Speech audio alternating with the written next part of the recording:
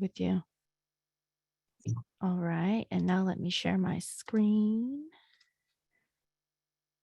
Hello, everybody. Now that I have you over on the side of my screen, since I am screen sharing, I can only see a couple of you at a time, which is sad to me because I like to see all of you at a time.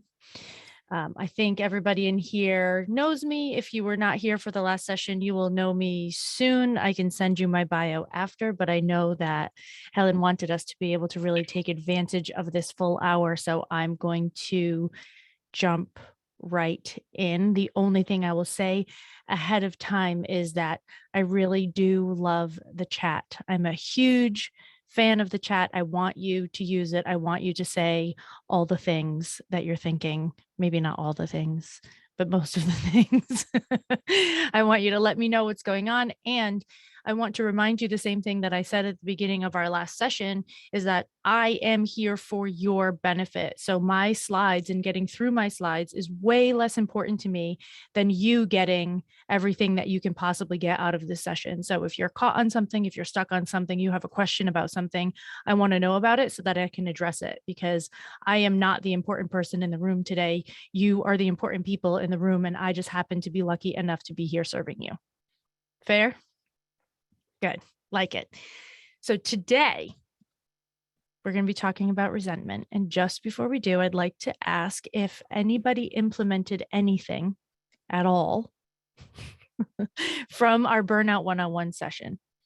I see some heads shaking. You want to throw it in the chat or take yourself off mute and tell me any changes that you've made since we talked last. It's been a couple months. I see somebody typing, so I'm going to wait for that to pop up.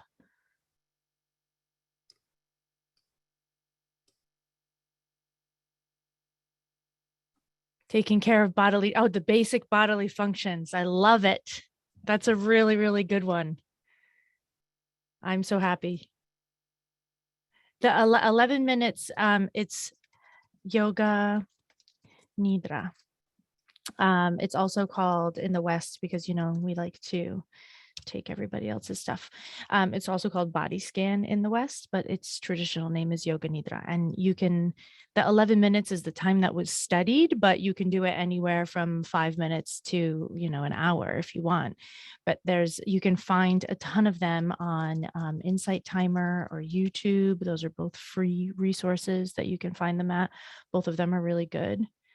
Started meeting with team in person for human connection. Oh, Terry, thank you. Sometimes we just need to remember how human we are. My sister just had my sister's the head of, or the chief people officer for a fairly big software company that's all over the world. And she just met the people that are on her team in Madrid for the first time after 2 years, because they've been unable to travel. And there was a really big conflict in her team, and she was unable to solve it for a long time. They were all in a room, and she said to the two of them, listen, when you guys aren't on the same page, it makes everybody else's job more difficult. So I need you to go to a room and figure it out. She said it only took them 20 minutes. Being in this, they had been like at odds for almost a year. And in 20 minutes, they managed to create a system for themselves to fix it, because they were actually in the same room. And it's much harder to dehumanize somebody when you're sitting right in front of them, right? So that's a great one. Asking a friend to be an accountability partner to check in on my activities. Oh, Elizabeth, yes. I love that. Okay, great. So I'm so happy that we've been doing stuff. Today, we're going to talk about resentment, which might seem to be a little negative at the surface, but I promise you it is not. Resentment is my favorite emotion. It is how I build my business, how I maintain my friendships, and how I've stayed married to the same person for 15 years. By paying attention to this beautiful, beautiful emotion. Today is going to be less Katie talking head and more workshop sort of stuff. So I want you to either have a sheet of paper and a pen or a pencil available to you, or if you prefer to take notes on the computer, you can do it on the computer. Whatever you are into is fine with me. First things first, what is resentment and why does it matter? Resentment is this unspoken irritation, the stuff that we don't talk about, but it's that moment where you get that email from that one person You all know who I'm talking about. You all have that one person in your brain. As soon as I say that one person, I see everybody's head going, uh-huh. That one person pops into your email and you huff a little bit, you maybe roll your eyes and you're like, what the hell do they want from me now? Right? That's resentment. That's being in a position where you feel like you have given more and gotten less in a relationship of any kind, personal, work, or otherwise. It's every single moment where you feel like things are a little bit unfair or unjust. You get that spark of resentment. We don't talk about resentment as an emotion very often. We talk about anger, irritation, but resentment doesn't come up as much. And I think that it should, because it is incredibly powerful when we learn how to work with it. The baseline of resentment, underneath resentment, you'll see the words here, unjust and unfairly, are both bolded, right? There is a sense of, I gave more than I got. There is a sense of lack of fairness. And when you are in a room of however many people we have in here today that have dedicated their lives to serving other people and to helping their communities, we run into this fairly frequently because you want to give and you want to be generous. To me, resentment allows you to be generous in a way that will help you maintain and keep your energy. All right? As long as you pay attention.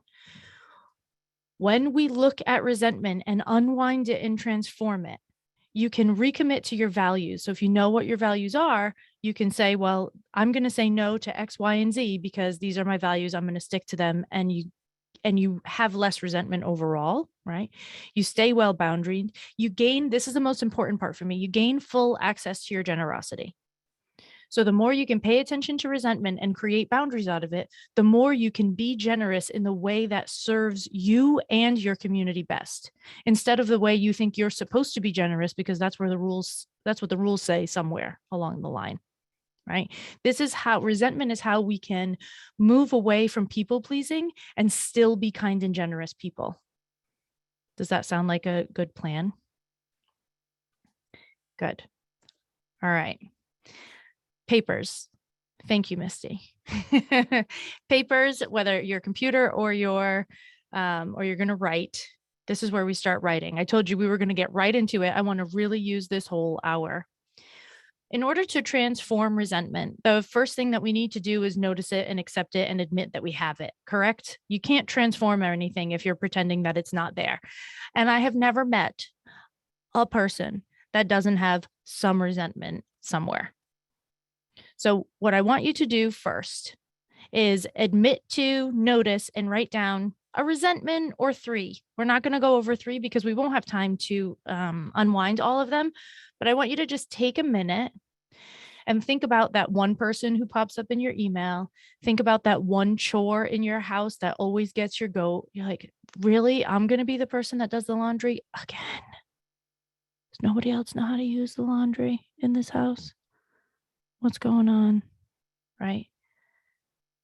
I want you to find 2 or 3 of those things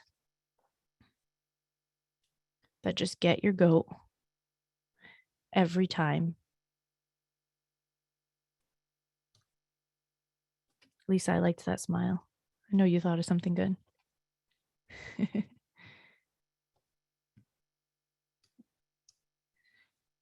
And as you write them down, we're not looking for any blame. We're just looking for where this emotion is living. What situation is this emotion living in? What relationship is this emotion living in? Right? This is really important.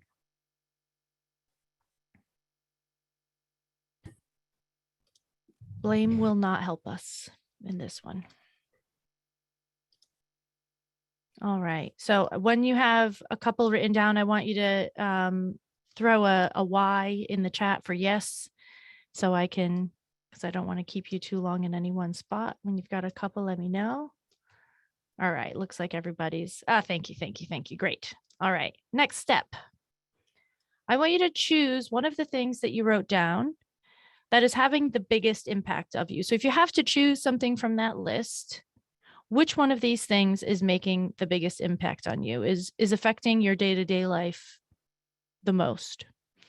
When we do this on a larger scale, you write down your resentments, you'll write down 20 or 30 of them, as many as you can think of. Sometimes people do this over a week and they write everything as it comes up. And when they're narrowing down the most impactful, what I want them to be looking for in that situation is the things that repeat most frequently or the thing that is the most emotionally charged. It doesn't matter which thing you start with, really. I just want you to know that when you choose something that it will be impactful if you change it, if you shift it, if you change the boundaries. So today we're doing a shortened version of this, but typically you'd be able to write down a lot more things and take your time and sort of pick through. So everybody has a most impactful thing that they're going to work on for this moment. Yes, I see some heads shaking. All right. Thank you, Misty, for putting in a Y. You're a good student. Dun, dun, dun. Thank you, Ty. The next step is to use what I call the question sieve to identify the solution to this problem. The question sieve is a series of a few questions that we go through and we yes or no them. And based on whether it's a yes or no, we make a decision or we move on to the next question. This is a fairly simple process, and we're going to go one by one, step by step. The first question in the question sieve, this one really irritates people sometimes. If the resentment is about a situation, an action that you're doing for somebody, you're over helping someone, you're answering somebody's questions for them, you're supporting someone, again, the first question that we have to ask before anything else is, does it need to be done? Does this thing that I'm upset about, if it's a thing that I'm doing, does it need to be done at all? When you do this on a larger scale, you'll find that 10 to 15% of the things that you're really irritated about, that you have resentment about, don't even need to be done. And you could literally just take them off your plate and never do them again, and nothing would happen. I'm going to give you an example.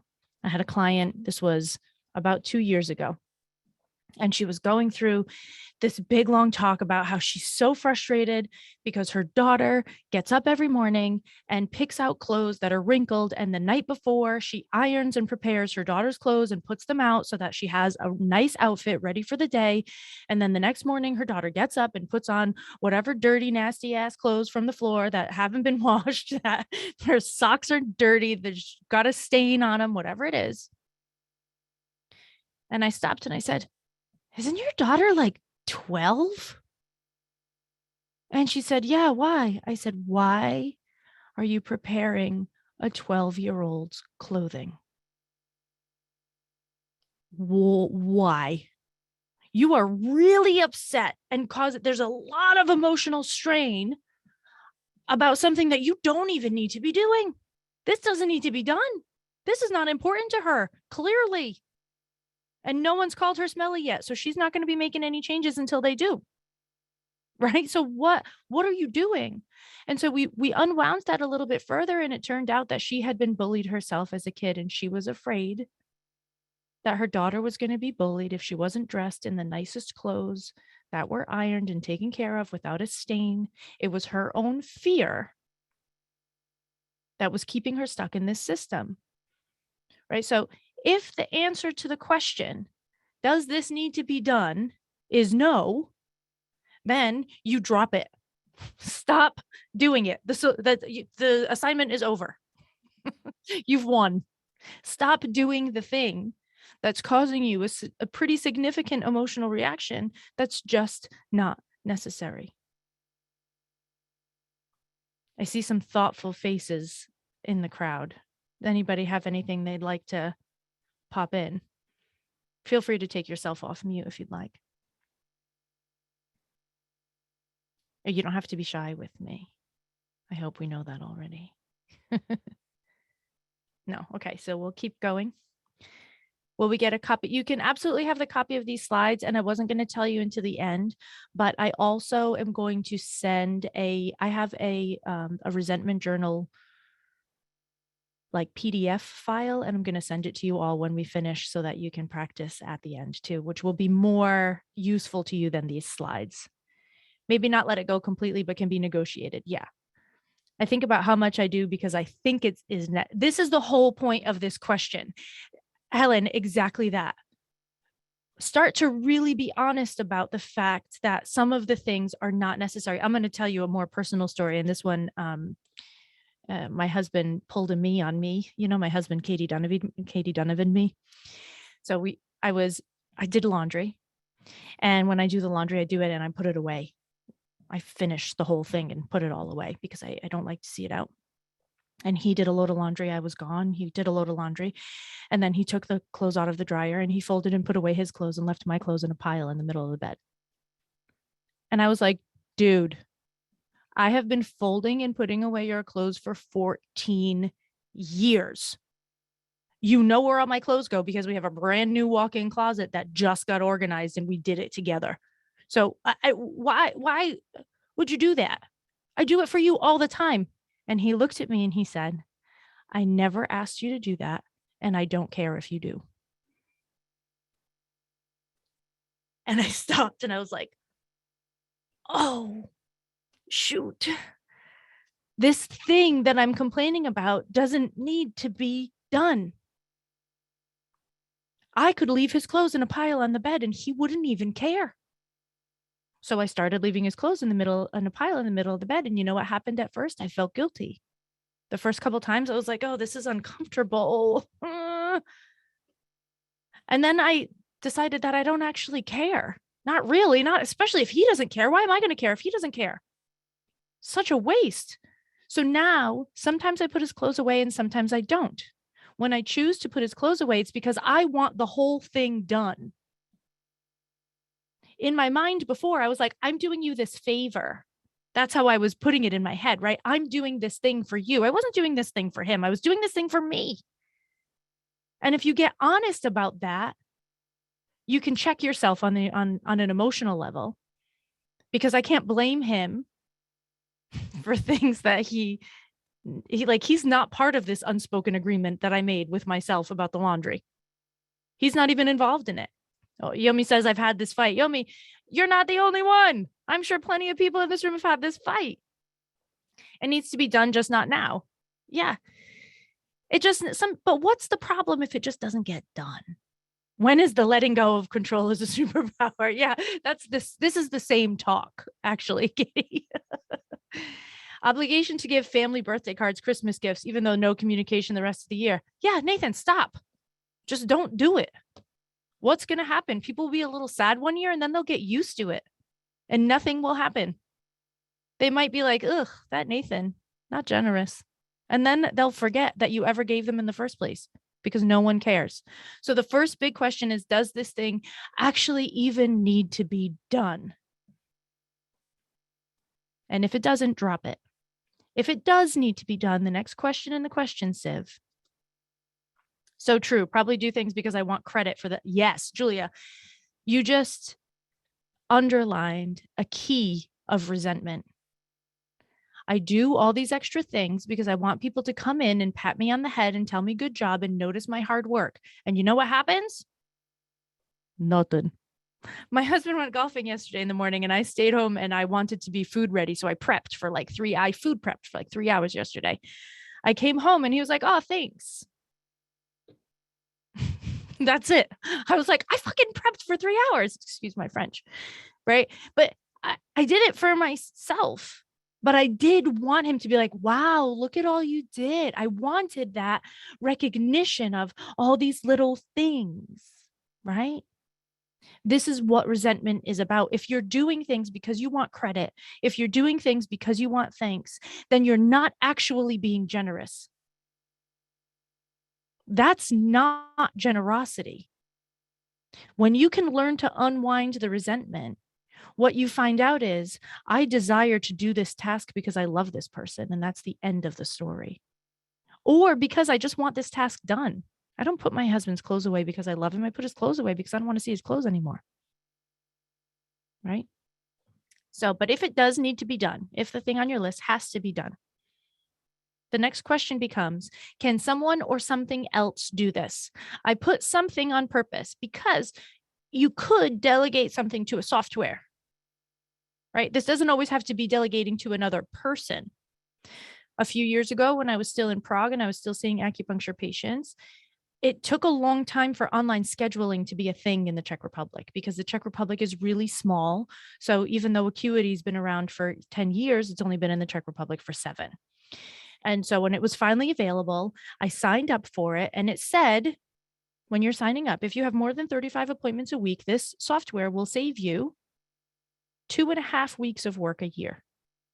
And I was like, yeah, right. But I signed up for it anyway. And I just want people to be able to schedule their own appointments and move their stuff around and whatever. So I get all this stuff set up. And I realize about 3 weeks in that I'm not doing this back and forth emailing with 50 patients a week, right? Because they can just go in and schedule their appointments. And I realized that the time that it was saving me was about 2 hours a week. And if you put that over 50 weeks a year, that's 100 hours, which is 2.5 weeks of work, right? 40, 40, and 20. And I thought, oh my God, for $10 a month, $10 a month, $120 a year, I'm saving myself 2.5 weeks of back and forth emails. So the question becomes, can someone or something else do this? If something else can do it and you can afford the something else, buy it. Subscribe to it. Do whatever you need to do it. Is it a Roomba? Get a damn Roomba. If the vacuuming is the problem, get a Roomba. Right? If it's someone, then you will have to have a conversation. And how the conversation goes will depend on, is this your peer? Is this a manager? Is this someone that works for you on your team? Is this a family member? Is this a child? Is this a partner? Who is it that I need to talk to will determine how this conversation happens. And if someone else needs to be responsible for something, you're going to have this conversation many times. I'm just going to say that right from the get-go. You cannot set a boundary, ask somebody to do something, and then let it go.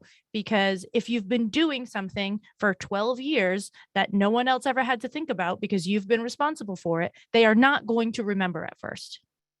It's going to take a minute. And that's annoying. I get it, but it's the way it has to be done. All right. So if it does need to be done, and you are the person that has to do it, no one else can do it, nothing else can do it. The next question becomes, would this thing be easier if I had the best, whatever it is that I can afford? The story I like to tell here is my mother in the kitchen. My mother, God bless the woman, she's funny as hell. She's my best friend. She cannot cook to save her life. She just can't do it. She's never been good at it. Her mother died when she was 16. She never learned. It's just, she can't do it. And she hates it. So she never spent any money on pots, pans, or knives. And she has to cook anyway because she has to eat something. And my father has to eat something. And my mother likes to be healthy. So she does cook. She just really despises it. And I was visiting. I was in from Prague at some point, and I was visiting, and I stopped. I said, Mom, you need knives that actually cut through things and pans that don't stick all the time. Like, your stuff is terrible. I went out and I bought all new pans and all new knives and a knife sharpener. And I know my mother, first of all, doesn't have the money to spend on that kind of stuff. First of all. Second of all, doesn't want to spend her money in places where she doesn't find joy. So she always tried to get the cheapest stuff for her kitchen because she doesn't like it. But 2 weeks after I showed up with new pans and new knives she said, do you know how much easier it is to cook when you have nice stuff? I said, yeah, Ma, that's why I bought it.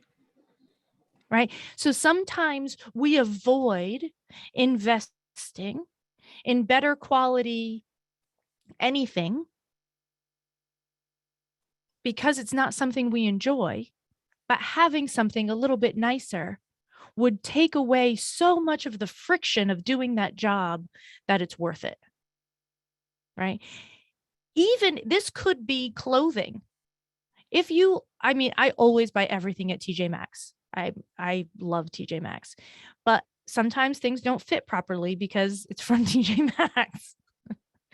So, so when I am buying things for events, I go out to like a normal store and buy clothes that actually fit, and sometimes even take them to a tailor because I want to get dressed in the morning and know that I'm not going to be showing off my bra in the middle of a speech because the clothes are a little wonky because they're from TJ Maxx, right?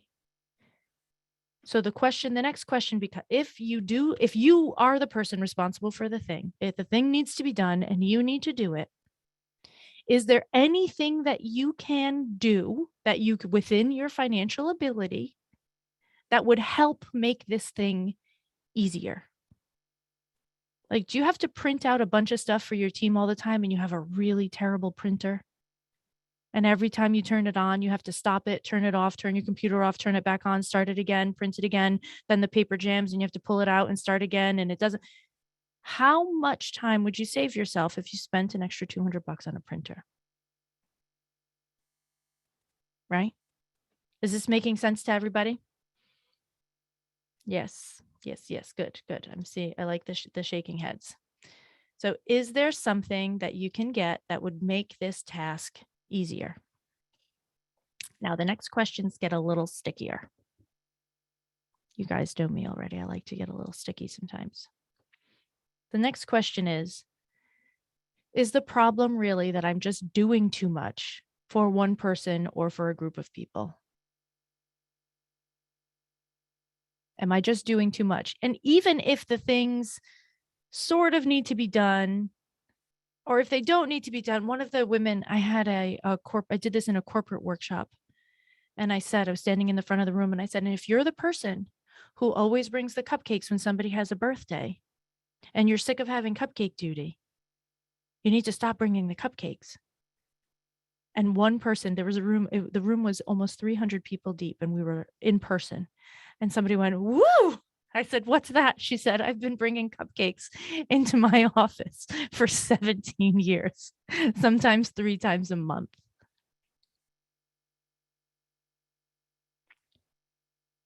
People are going to let you, I always want a cupcake, Nathan. People are going to let you be generous and give the thing that you give because it's easy and convenient for them and feels nice to them. And you let people do the same for you. It's just human nature. But if you're on cupcake duty and you don't want to be on cupcake duty anymore, you need to give up cupcake duty. Bev, thanks for that. Right? Yeah, so we're going to get into saying no and creating the boundaries. There's actually a whole structure for how to state boundaries coming up as we go, Stuart. So that's a really good point. And what I want to stress here is that it's not always about saying no to other people. Sometimes you don't even have to say no out loud. You just have to pull back from doing something all the time. You have to pull back from your own expectation of fulfilling other people's perceived needs that they may or may not have, that you may or may not get gratitude for because they didn't have them in the first place. You saw a need that you imagined or perceived and fulfilled it, and then didn't get the gratitude you were expecting, didn't get the thanks you were expecting because they didn't actually want the thing that you gave them. Right? This is my mother-in-law to a T. The woman tries so hard unnecessarily. I can't tell you how many times she's given me a sweater when I wasn't cold. It's not helpful to give people sweaters when they're not cold. Right? It's not helpful. The next question, also sticky. Is someone exploiting my kindness, my hard work, or my passion? Are you the person in the office that always does this one thing the right way? So now, instead of asking you to teach 2 other people how to do it the right way, you just always get the job. And it might not even be your job anymore. Maybe you moved up 2 levels since then and you're still doing this thing because nobody else knows how to do it right. Are you being exploited? Right? So, am I doing too much for one person or a group of people is more about you holding back and readjusting your own expectations about what you want to give and how much you're able to give without expectation. And am I being exploited is I have to have a conversation with someone and put up a boundary, right? These are does everybody see the difference in these two things? Yeah. So this to me is the difference between internal boundaries and external boundaries. These two things are not spoken about almost ever in anyone's boundary work but my own. I have not seen these words. Internal boundaries are not about anybody else. They are about your people pleasing. They are about unspoken assumptions. They are about codependency often, right? They're about you. They're not about anybody else. Being exploited is about other people, right? So, for instance, if I had agreed to do this talk for, say, $200, which would mean I wouldn't be able to pay my bills, and then they asked me to do 6 more, and I agreed because I felt bad, that would be exploitation. It's not a reasonable amount for the kind of work that I do because it takes hours and hours and hours of prep, right? It's not the hour that I'm here. It's about 40 hours goes into every single talk that I do. I can't do that for $200. I wouldn't be able to pay. I literally wouldn't be able to pay my bills. So if I said yes the first time and then it was expected and I didn't state a boundary around it, then I would be exploited, right? This is can you do it for exposure? Everybody loves that. Once you know what the answer is, you have to implement the solution. So at the very top of the question sieve, the solution is drop it. Does it need to be done? If it doesn't, drop it. If somebody else or something else can do it, delegate it. If there's a tool that could be upgraded, you upgrade it. And otherwise, it's time for some boundary work. Does that make sense? So we're drop, delegate, upgrade, or boundary work. Yes? I see some concerned faces in the room. Feel free to speak up. Type in that chat. I like the side chat. Does everybody know where their question falls on the question sieve? Where their resentment issue falls? Yes, yes. Okay. If you want to be real lazy, you can just type in a Y. Yeah. Good. Okay. Internal versus external boundaries. You can screenshot this page if you want to. Like I said, I will send you a copy anyway. This is really important. Your internal boundaries, the ones that need to be set when you are overgiving to a person or a group of people, the internal boundaries exist so that you can care for your time, energy, and self. This goes back to what we talked about in the last session. Your internal boundaries exist so that you can meet your own foundational needs. My resentment is people not believing in science. Katie, we can get to that in a moment.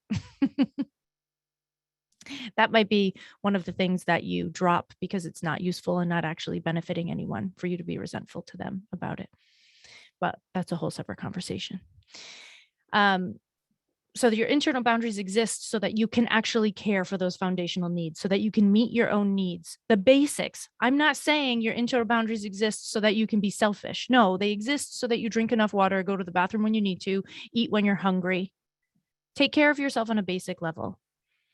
Where your internal boundaries need to be and how much you can give will change every single day.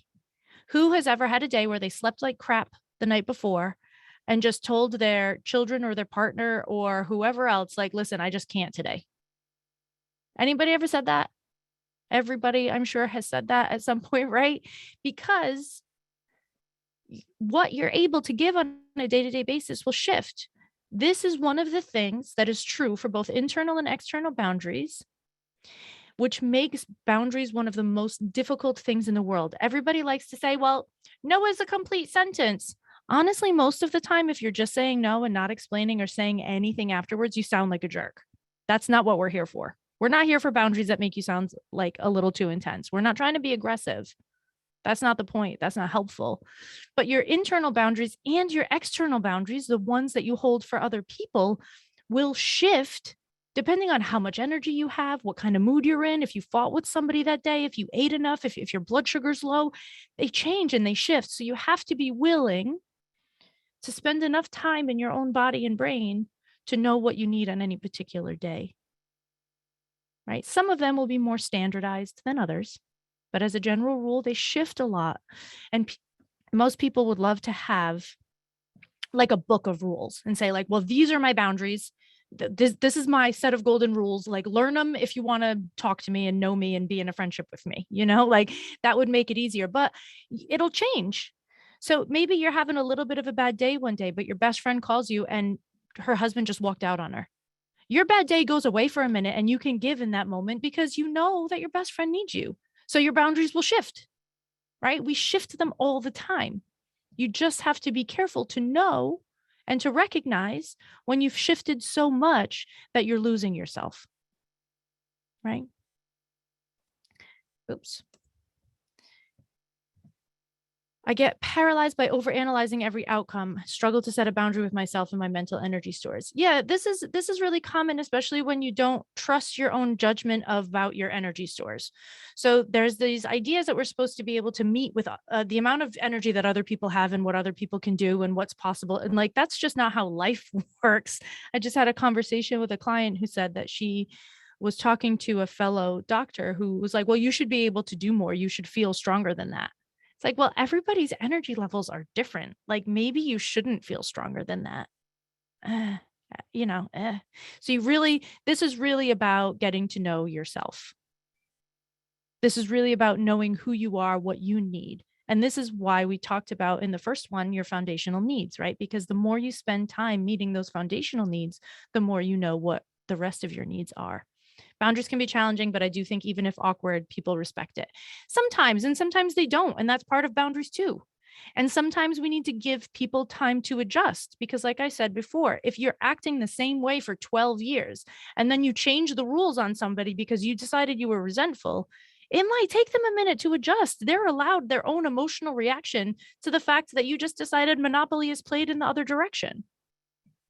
Does that make sense to everybody? I just said that really fast because I got real pumped. I got a little excited. Yeah. Okay, good. Say that again, please. So if you have a boundary that you have to state with someone and it's changing a system that you're in together, a system that has what we call unspoken assumptions. If you're in a system where there are unspoken assumptions and you've taken control of a task and now no one else does the task because you've taken control of it, and now you need to give over that task because if you do it again, you might lose your mind. When you have that initial conversation, the other person is entitled to a reaction to that because you are changing the rules of the game on them like that, and they don't understand what's going on. So it might take a few conversations. It might take a little understanding on your side too, to get to a place where the boundaries have shifted and changed and the responsibilities have shifted and changed. It's not, you can't just decide, say it, and then walk away. That's not a kind way to do it. It's not a generous way to do it because you're changing the rules in the middle of the game. Like a client of mine was talking about how she built this company. She built this amazing company and how everybody was like so helpful to one another. And it was built on kindness and diversity and inclusion. And she did this wonderful job of pulling everybody together and doing the right thing. She's like, and now they're not supporting me and I don't understand why. But she had been the mama bird for 12 years. And then she had a breakdown and she couldn't mama bird them anymore. I said, you just changed the rules of the game on them. You have been mothering your entire team for over a decade and they feel abandoned. And she went, she said, oh my God, that explains so much. I said, yeah, you changed the rules of the game. You didn't tell them that the game was changing, and then you expected them to just get on board. That's hard. That's a hard thing to do. They expect you to be able to mother. They think you're strong enough to do it all the time because you've been doing it all the time. You got to talk to them, and you need to give them time to adjust. And maybe agree to bring the cupcakes one more time and share the recipe. My husband can't eat gluten, eggs, or butter. So you don't want my cupcake recipe. I'm not the girl to ask. Right. So when you need to do an internal boundary, what you'll find is often the internal boundary does not need to be spoken aloud. It's just something that you can keep to yourself, something that you can change in your own world.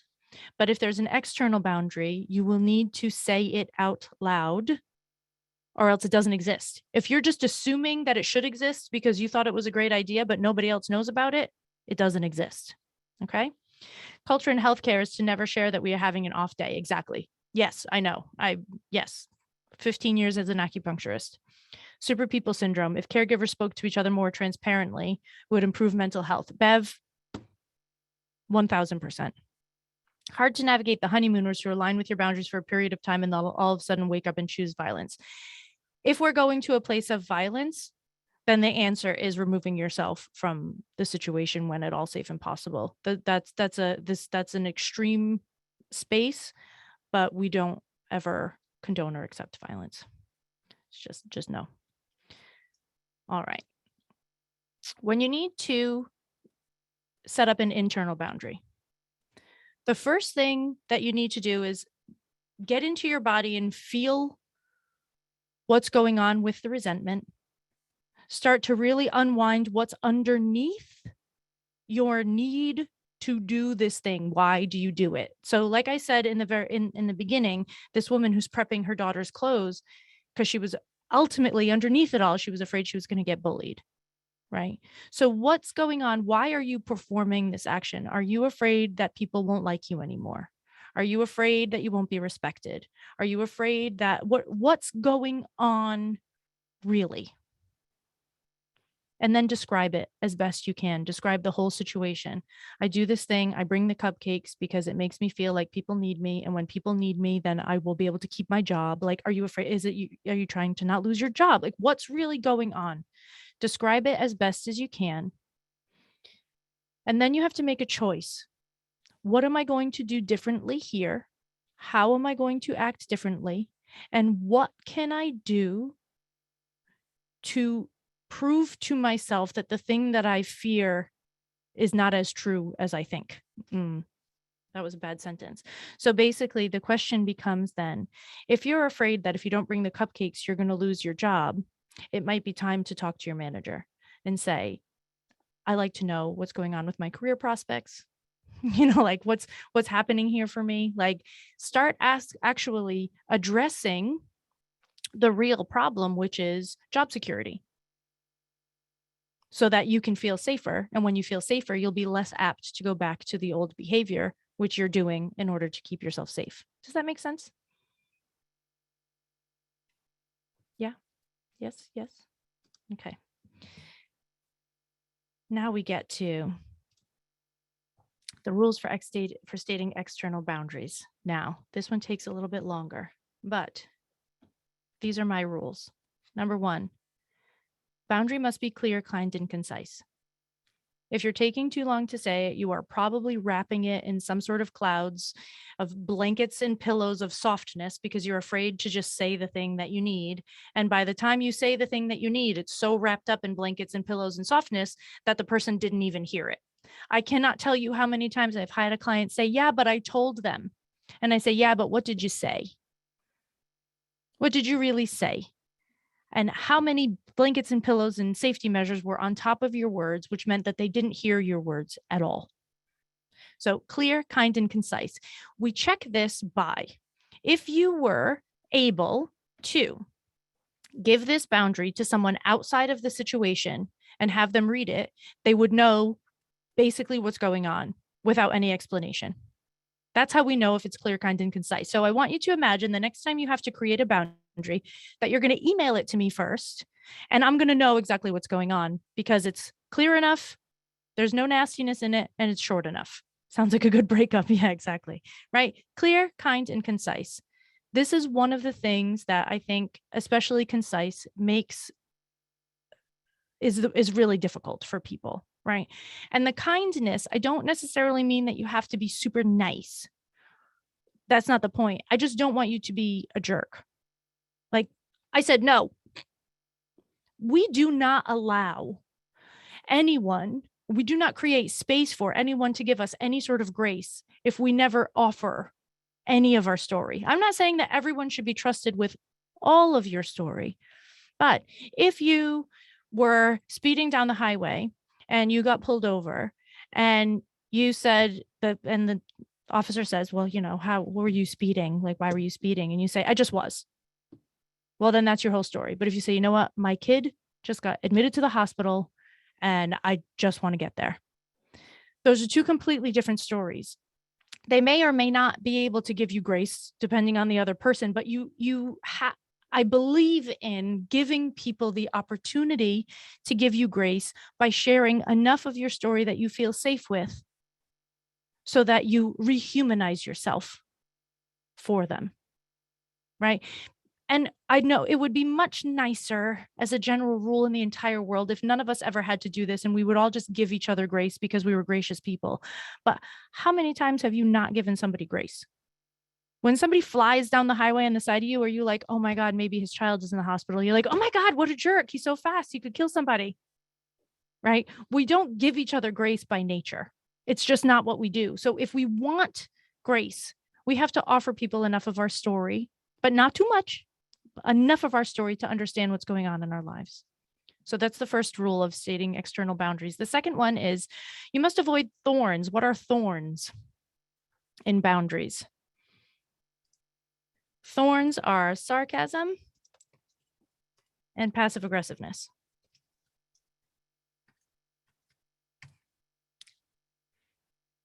These things you must avoid because people will not hear your boundary if you are poking at them at the same time. They're not going to hear it. They're just going to remember that you hurt them. If this is tested by the idea of, if you have it in your mind when you're stating your boundary, like, I'm going to teach this person a lesson on some level, then there's a thorn in there. Does that make sense? Right? So no thorns. We don't need thorns. They're not helpful. They don't help people listen. They don't help people understand. No wiggle room. What's wiggle room?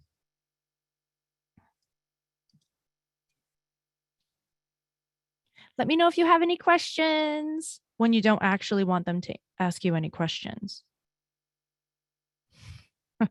Wiggle room is creating space for negotiation when you don't want a negotiation to happen.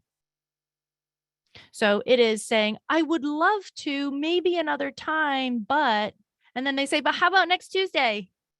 Right? Because you've given them wiggle room.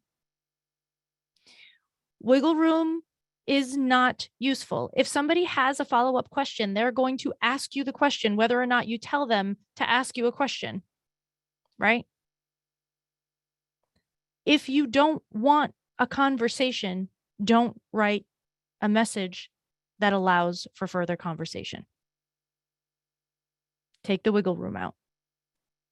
My favorite wiggle room is, I would love to, but no, nope, none of that. Unless you really would love to, unless that's the truth. Don't say it just for the sake of softening your message. Must avoid lying. Now, this one I sort of almost disagree with myself. Like, little white lies are okay.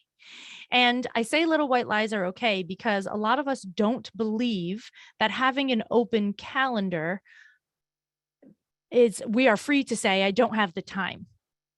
So if you want to tell someone you don't have the time because you simply don't want to make the time to do that thing, I don't care if you have nothing on your calendar for 3 weeks, you're allowed to say you don't have the time.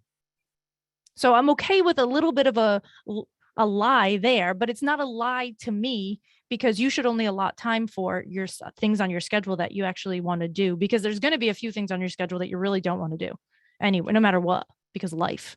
So don't make room for more of those. Does that make sense? Yes. Okay. And must include. one or more of the following. When you set an external boundary, I want you to be a brat. Brat. Beliefs, resources, abilities, trust. This is especially useful in two places. One, the workplace, and two, amazingly, the family. When you're stating an external boundary, say you're doing something, or say you're going to stop doing your kids' laundry, or you're going to stop picking out your children's clothes because they're 12, whatever it is. The statement becomes, honey, I really trust you. I believe in you. And I know that you have the ability to get this task done without me. I trust you. I believe in you. And I know you have the ability to get this task done. Right? If you're talking to someone at work and say, I may not be the perfect resource for you, but I can direct you here to wherever that happens to be. You'll find the resources you need in this place. I trust that you'll get what you need there. Using at least one of these words helps you to build a boundary that empowers the other person to solve their own problem without your assistance. Because that's what boundaries end up being about most of the time, right? We're solving other people's problems for them too frequently. So your job is to make sure that they can solve their own problem and that they believe in themselves enough to do so. Can anybody think of some other ways that we could combine these words that might work for the situation that you're talking about in your space?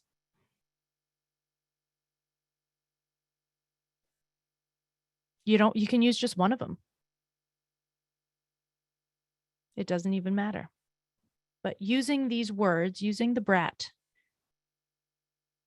will help you to create sentences that are clear, kind, and concise and help to empower the other person. Instead of making it about you not wanting to do it, you make it about their ability to help themselves. Right?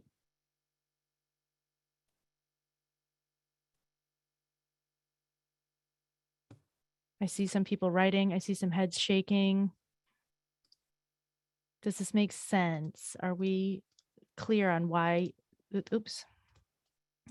I'm just jumping ahead. Yes. Okay, good. How are your initial resentments that you wrote down in the beginning doing?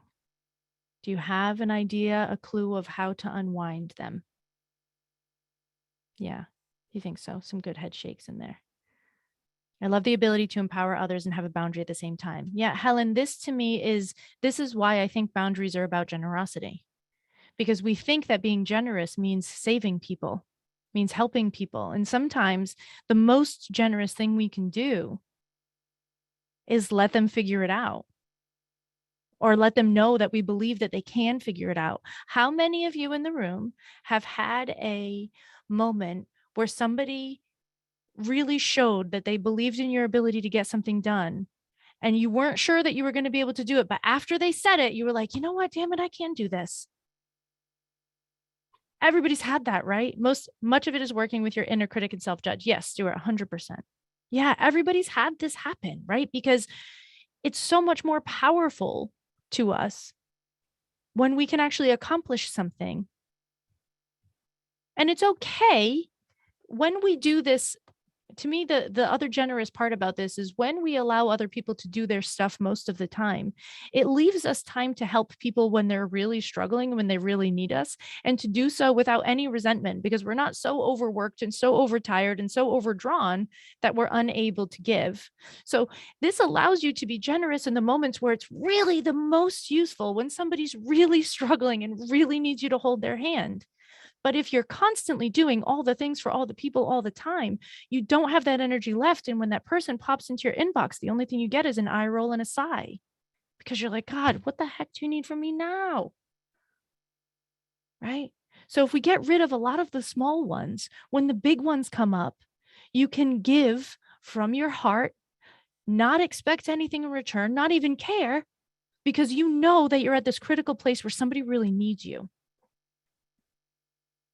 This is why boundaries are generous to me. Use that generosity when it's needed most. So when you can transform resentment, when you can write down these things, find these things, transform them, it means you can recommit to caring for yourself. It means you can be more boundaried and more generous for other people.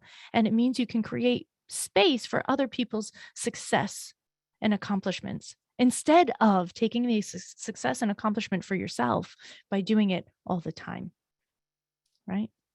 The urge to do things for others because it's easier. Yeah, exactly. Tara, yes, 100%. This is critical. What happens when power dynamics are involved, like a work hierarchy? It depends on what the question is, to be honest.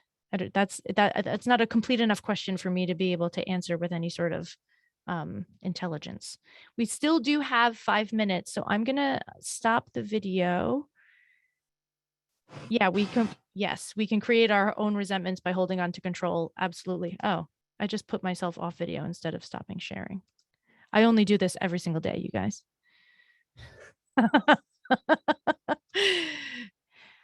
All right, we have 4 minutes of an open, so take yourself off mute, say anything you need.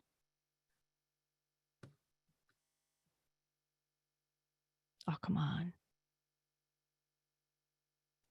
Hey, Katie. Hi, Terry. I love this. I could translate it at home, in parenting, at work. I've always found resentment to be a disease that just eats at you. So this was really helpful. I'm so glad to hear that. Thank you. I'm so glad to hear that. To me, honestly, I build my entire business on resentment. Every time I start to feel, yeah, and marriage, right? Exactly. Because every time I start to feel resentful, to me, that's like, oh, good. What do I need to shift in order to make this feel good for myself again?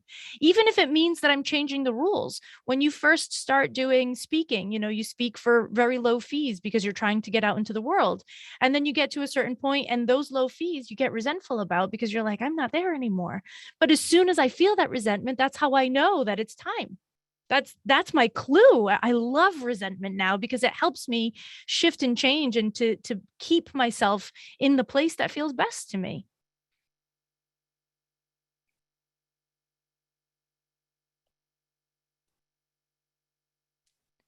Stuart, I think your head almost fell off with all that head shaking. I know you have something smart to say. Just absorbing it. I agree with all of this, and you just have to metabolize it. Yeah. Yes. Which is why, like I said in the beginning, I will send a link to Helen afterwards that she can forward to all of you with a resentment journal. You can type right in it online. It's one of those like fill-inable PDF forms, and you can delete it and start again and delete it and start again. And you can use it in perpetuity to keep yourself happier and more generous and make the people around you more able. Cait, I have one question. Shoot.